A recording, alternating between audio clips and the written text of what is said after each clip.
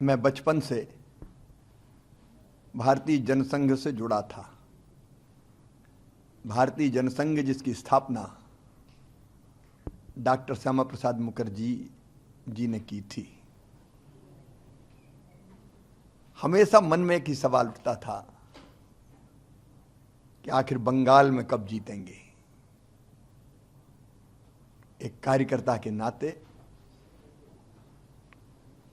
अंदर से इतना संतोष है कि शब्दों में वर्णन नहीं किया जा सकता।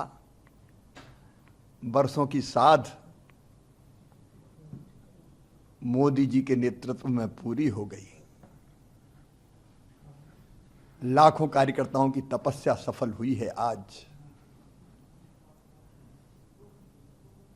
उनका बलिदान सार्थक हुआ है। ये विजय केवल बंगाल की विजय नहीं है, ये भारत की विजय है, हमारे देश की विजय है। बंगाल में जो कुछ हो रहा था, वोट बैंक की राजनीति के कारण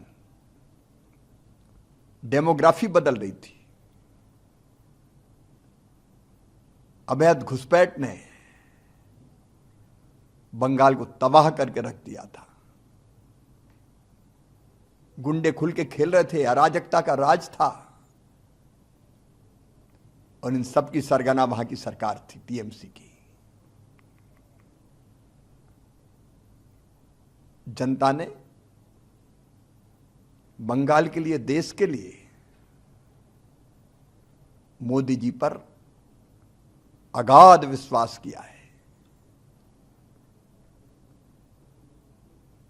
ऐसी श्रद्धा कि उनके मन में विश्वास है कि मोदी जी ही विकसित बनाएंगे बंगाल को और मोदी जी ही सुरक्षित करेंगे बंगाल को।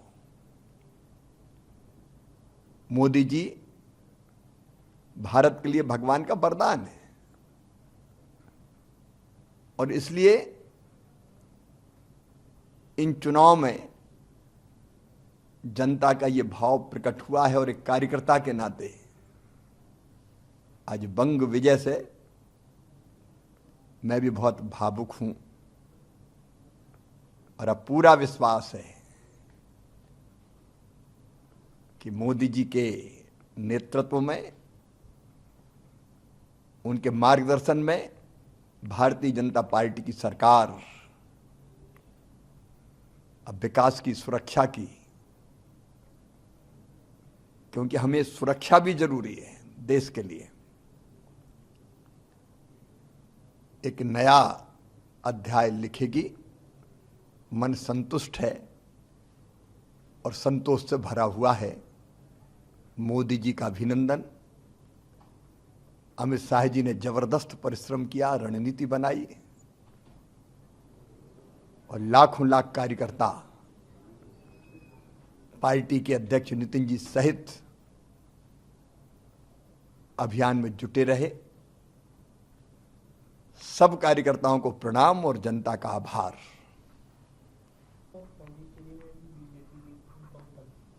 ये परिणाम तो बहुत आश्चर्यजनक है।